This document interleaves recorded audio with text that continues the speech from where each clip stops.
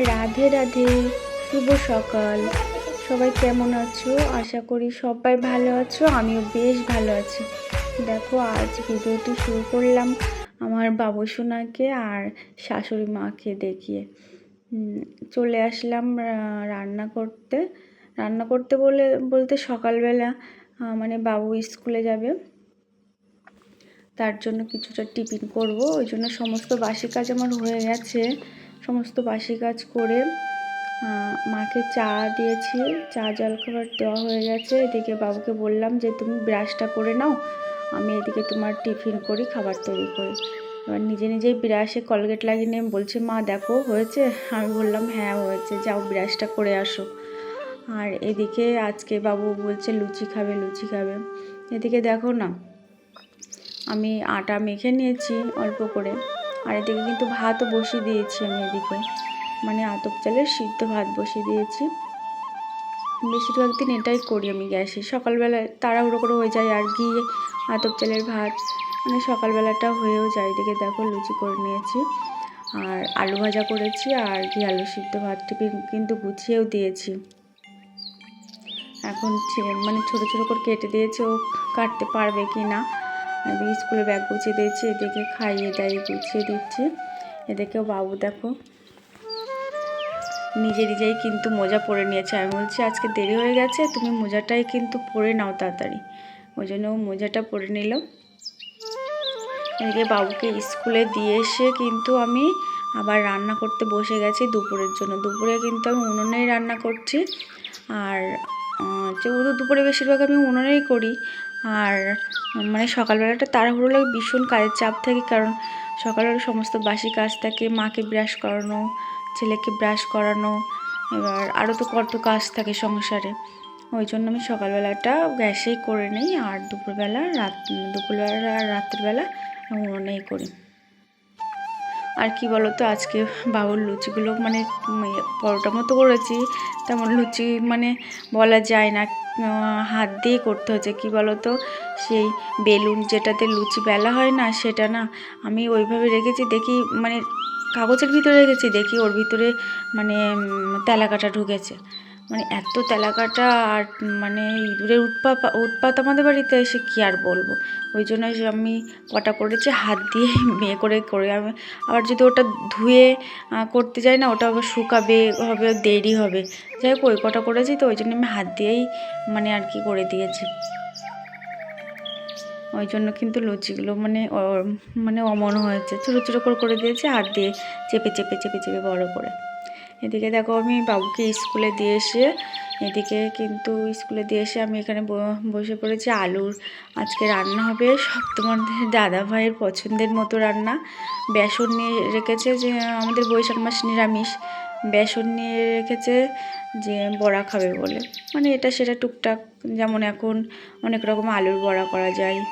তারপরে এদিকে তোমার পাট পাতা আছে, পাট পাতার বড়া প্রায় প্রায় করা হয়। আজ করছি আলু কুড়ে নিয়েছি, আলু দিয়ে বেসন দিয়ে আর সামান্য একটু গুঁড়ো মশলা দিয়েছি, তাই দিয়ে করব বড়া।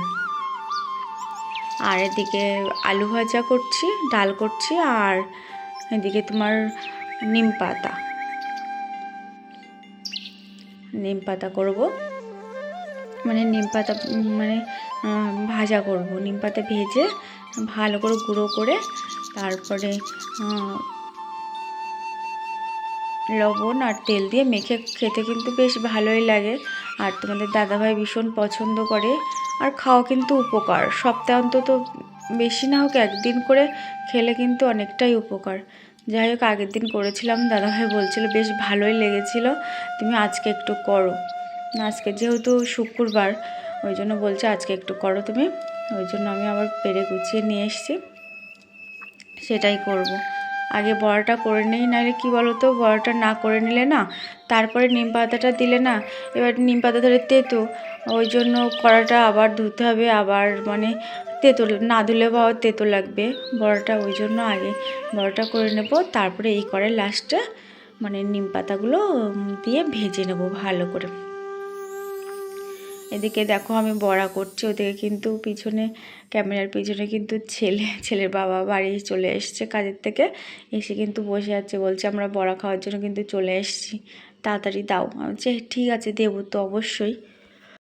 আমি বললাম হ্যাঁ দেবো, তোমরা বসো একটু, মানে একটু ভালো করে মুচমুচে না হলে না বড়া বেশ আমার ভালো লাগে না, ভিতরে দিকে কাঁচা কাঁচা নরম নরম থাকে, আমার সেগুলো ভালো লাগে না। ওই জন্য আমি একটু মানে বেশি কড়া করে ভাজতে চাই, মানে একটু পুরো পুরো হবে কড়া করে, সেটাই ভালো লাগে। যাই হোক দেখো বড়া করে চলে এসছে। দেখো নিম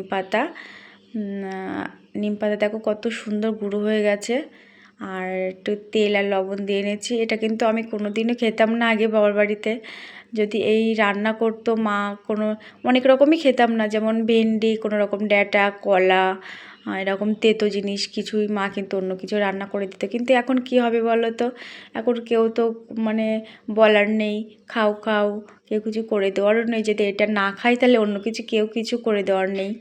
ওই জন্য সেটা আমাকে বাধ্য হয়ে আমার খেতে হয়। আর খাওয়া কিন্তু উপকার, এখন নিজে থেকে বুঝে শুনেই খেয়ে নেই এখন, কত সুন্দর।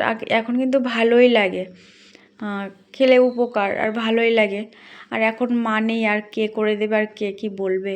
যাই হোক আমি নিজে নিজেই করে খাই এখন, আর ছেলে মেয়েকে খাওয়ানোর চেষ্টা করি, কারণ ভালো জিনিস আর এতে অনেক কিছু উপকার আছে। যাই হোক খাওয়া দাওয়া করে যেই উঠেছি, মা বলছে, মাকে তো আগে খাইয়ে দিয়েছি, মাকে আগে মানে রান্না করতে করতেই তার ভিতরে কিন্তু মাকে চলে এসেছিলাম স্নান করাতে, স্নান করিয়ে আমরা খাওয়ার আগে মাকে খাইয়ে দিয়েছিলাম। মা বলছে আমি ঘরে যাব, আবার খেয়ে উঠে কিন্তু মাকে ঘরে দিয়ে আসছি। মাকে ঘরে দিয়ে এসে এবার এখন যাব ছেলেকে, মানে ও ঘুমাবে না, আমি যত সময় না যাব ঘরে ও ঘুমাবেই না কোনো রকম।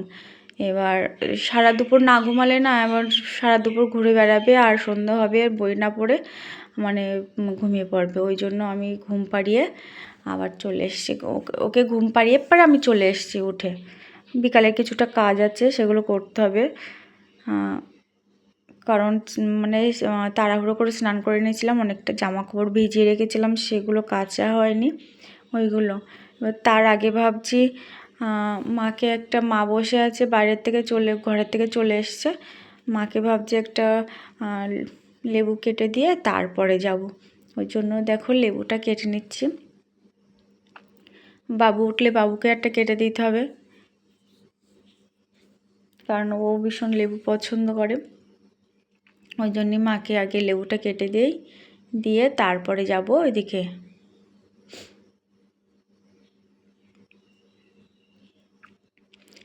লেবুর মানে খোলাগুলো পড়েছিল সেগুলো গুছিয়ে ফেলে দিচ্ছি, কারণ আর আমাদের পাগলা বাবা উঠলে আবার এই মানে খোলা নিয়ে সারা ঘর বাড়ি ছড়িয়ে ছিটিয়ে রাখবে। ওই জন্য লেবুটা কেটে মাকে দিলাম, আমি বলছি মা তুমি খাও।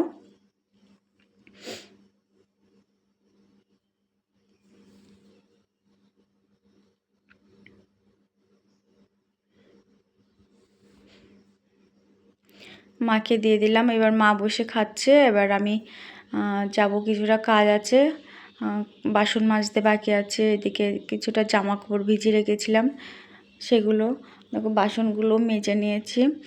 আর এবার যাব জামা কাপড়গুলো কাচতে, মানে এই জামা কাপড় কেচে রেখেছি অফ ক্যামেরায়, কী বলো তো, নাইলে ওই সব কাচাই করে দেখালে না ভিডিওটা ভীষণ বড় হয়ে যাবে। এদিকে মার নাইটিটা দেখি শুকায়নি, ওই জন্য আমি একটু সরিয়ে দিলাম। আর দেখি মোটামুটি রোদ উঠেছে, এগুলো সকালবেলা দিয়েছিলাম, শুকনোগুলো তুলে নিলাম। শুকনোগুলো তুলে নিয়ে এবারে যেগুলো কাচাকুচো করেছি এখন, এগুলো কিন্তু আমি সকালবেলা ভিজিয়ে রেখেছিলাম চান করার আগে। এবার আমি বলছি চান করার সঙ্গে সঙ্গে ভিজিয়ে রেখেছি, আমি বলছি এক্ষুনি যদি কেচে দেয় না, একটু কিছু সময় না রাখলে না জামা কাপড় মানে ভালো নোংরাটা ওঠে না। ওই জন্য আমি ভিজিয়ে রেখেছিলাম, আমি বলছি রান্নাবান্না করে তারপরে আমি এগুলো মানে কেচে দেবো, কোনো অসুবিধা নেই। আমি কিন্তু ওরকম করি, একা হাতে করতে হয় তো সব কিছু, সব সময় মতো না পারলে আমি কিন্তু একটু উলটপালট করে করি, কোনো অসুবিধা নেই। আর যেহেতু মানে আজকে যদি জল ঝরে যায় একটু হালকা শুকায়, কালকে শুকিয়ে নেব, কোনো অসুবিধা নেই। ওই জন্য আমি মানে ভিজিয়ে রেখেছিলাম। আর দেখো মানে ভিজিয়ে রাখলে না নোংরাটা ভালো মানে ওঠে তাড়াতাড়ি, ওই জন্য মার নাইটি চান করে দিয়েছিলাম অনেকক্ষণ আগে, কিন্তু রোদের সেইভাবে জোর নেই বলে শুকায়নি। যাই হোক, মার নাইটিটা আছে, আর তার সাথে এখন যে জামাকাপড়গুলো কেচেছি সেইগুলো আর কি মেলে দিচ্ছি।